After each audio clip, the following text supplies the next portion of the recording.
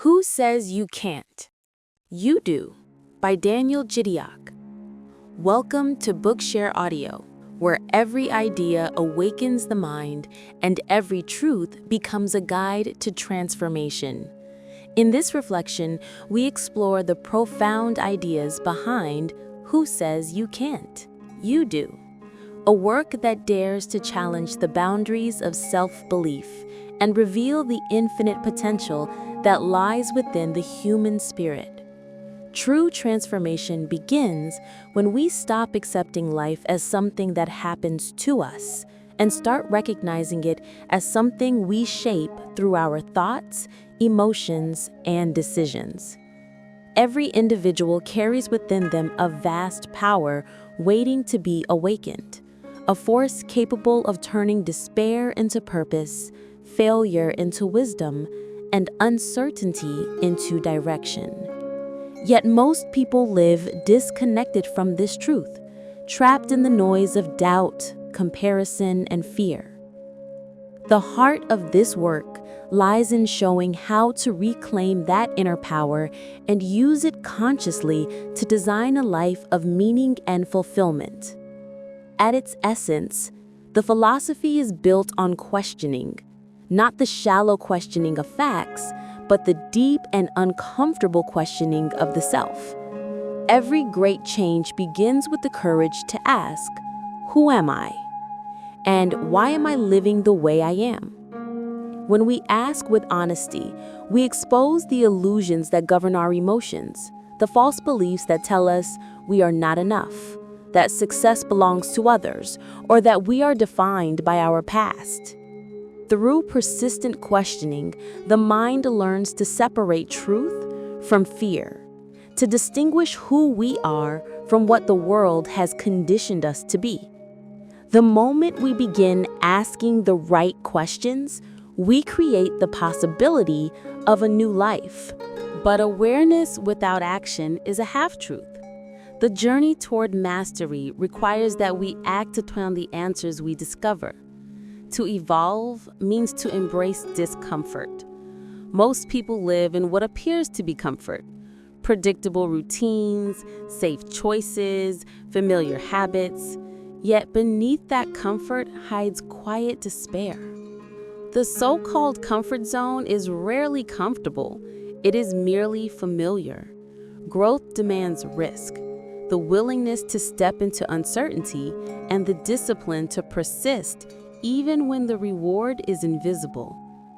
Every transformation begins at the edge of fear, and those who dare to cross it discover freedom. The book reveals that the mind is not a fixed structure, but an ever-changing landscape, capable of renewal, adaptation, and creation through neuroplasticity. Every thought we repeat shapes the architecture of our brain. Every belief we hold writes a program that the body and mind obey. When we understand this, change is no longer a mystery. It becomes a process. To build confidence, we must think confident thoughts. To feel peace, we must train the mind to return to peace.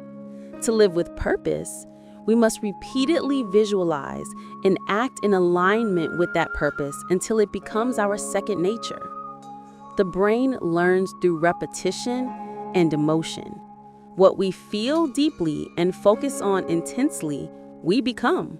One of the most liberating ideas in this philosophy is the understanding that nothing in our past has the power to define us unless we allow it to. The author's own transformation from confusion and self-destruction to clarity and service illustrates that every experience, even pain, is a teacher. Suffering exists to awaken awareness. The moments that break us often serve as invitations to rebuild ourselves consciously. When we stop labeling hardship as punishment and begin to see it as preparation, life changes its texture. Pain becomes purpose. Loss becomes wisdom. Failure becomes fuel. Another vital lesson lies in the recognition that our emotions are not random. They are signals guiding us toward understanding. Fear, anger, sadness, and anxiety are not enemies. They are messages pointing to misalignment between who we are and how we live. When we numb or escape these emotions, we silence the very compass meant to direct us back to balance. The practice, therefore, is not to suppress what we feel, but to observe it, understand its origin, and transform it through awareness. In doing so, emotion turns from chaos into clarity. Energy is the foundation of every experience. The quality of our life is determined by where we direct our energy. Some invest it in resentment, complaint, and worry. Others channel it into gratitude, creativity, and love. Whatever we give attention to expands. The simple act of focusing on appreciation for breath, for opportunity, for the chance to grow, shifts the vibration of our entire being. Gratitude dissolves fear because it places the mind in abundance. By learning to master focus, we learn to master life. Persistence is another cornerstone of transformation. Success, whether spiritual or material, is not a single event, but a consistent commitment. Many give up not because they are incapable, but because they mistake temporary struggle for permanent defeat. The power of persistence lies in understanding that every great outcome is preceded by unseen labor, the quiet repetition of belief, effort, and adjustment. When we persist through difficulty, we strengthen not only our will, but also our identity. We become the kind of person who follows through, and that identity itself becomes a source of strength. Fear, so often portrayed as the enemy, is revealed to be a misunderstood ally. It exists to indicate growth. The only difference between those who succeed and those who don't is how they interpret fear. To one, fear is a stop sign. To another, it is a signal that something meaningful lies beyond. When we learn to stand in the presence of fear without running, we discover that its power fades. Action, not avoidance, dissolves anxiety. Courage is not the absence of fear, it is the decision to move forward in spite of it. Relationships, too, are reflections of our inner world. The energy we bring into our interactions determines the quality of connection we experience. When we are insecure, we attract chaos. When we are whole, we attract harmony. Love cannot fill an emptiness we refuse to heal ourselves. The work, therefore, begins within, cultivating self-respect, forgiveness, and emotional maturity. Only then can we give and receive love freely. Every relationship, whether joyful or painful, is a mirror showing us the parts of ourselves that seek understanding. The wiser we become, the more our connections evolve from dependency to partnership, from need to contribution. Physical health is not separate from emotional or mental health. It is an extension of it. The body is the stage on which the mind performs its stories. Every thought, every emotion sends biochemical messages that shape our vitality. Neglecting the body is neglecting the vessel of consciousness itself. Movement, nutrition, and rest are not merely physical acts, but spiritual disciplines, acts of respect for the miracle of existence. A strong body supports a strong mind. A peaceful mind heals the body. The spiritual insight woven through this philosophy reminds us that we are not isolated beings struggling against the world, but expressions of the same universal energy that animates all life. When we realize our interconnectedness, compassion becomes natural. The separation between self and other dissolves, and service becomes joy. To live spiritually is not to retreat from the world, but to engage with it consciously, to see every action, from a smile to a word of kindness, as part of a greater ripple shaping humanity.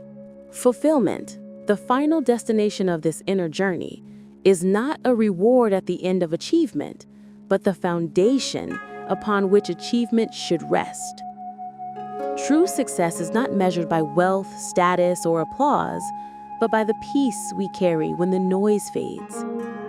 It is the quiet knowing that our life contributes something meaningful, that we have lived in alignment with our deepest values, that we have loved and grown and left the world a little brighter than we found it. Happiness is not something to chase, it is something to allow when resistance ends. The entire philosophy can be distilled into a few eternal principles. Take responsibility for your life. Question everything until truth reveals itself. Direct your energy toward creation rather than complaint. Persist with faith even when results are unseen, and act with love, for love is the highest intelligence. These principles are not abstract ideals, but daily practices. They are choices to think differently, to feel consciously, to live intentionally. Every person has within them the same capacity for greatness that the author discovered through his awakening. The difference lies not in ability, but in awareness. The moment we decide to stop waiting for permission, the moment we realize that no one else will rescue us, the moment we look in the mirror and see not limitation, but potential, that is the beginning of freedom. From that point, life ceases to be a sequence of reactions and becomes a work of art. This philosophy does not promise a life without pain. It promises the wisdom to use pain as transformation. It does not remove struggle. It teaches us how to struggle well, with purpose, grace, and growth. It does not hand us happiness. It guides us to create it from within. Each step, each question, each moment of awareness becomes a thread in the fabric of an extraordinary life. And so, the ultimate message stands clear. You are not broken. You are not powerless. You are not too late. Everything you need is already within you, waiting for recognition. The path to greatness is not found in comparison, but in self-mastery. The real miracle is not that we can change the world, but that we can change ourselves. And in doing so, the world changes with us. Thank you for listening to Bookshare Audio. If this reflection inspired you, remember to like and subscribe to support our journey of sharing wisdom across the world. Comment below to request which book you'd like us to explore next. Thank you.